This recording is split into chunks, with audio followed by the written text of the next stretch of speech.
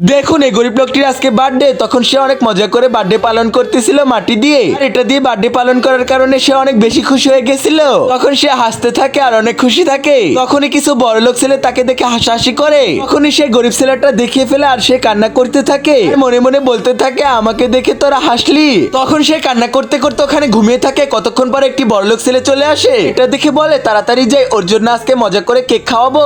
তখন অনেকগুলো কেক নিয়ে আসে বাজার থেকে কিনে। ওখানে সুন্দর করে রেখে দেয়, সুন্দর করে সাজাতে থাকে আর বলতে থাকে আজকে তোকে বড় সারপ্রাইজ দিব। তখন তো অনেক সুন্দর করে সাজিয়ে ফেলছিল।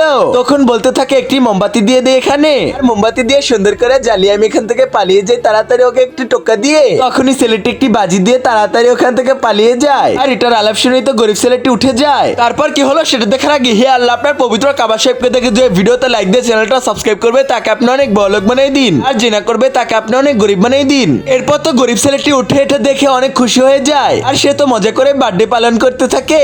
তখনই পিছন দিকে বড়লোক ছেলেটা দেখে ফেলে আর সে অনেক বেশি খুশি হয়ে যায়। তো কেউ লাইক করে না।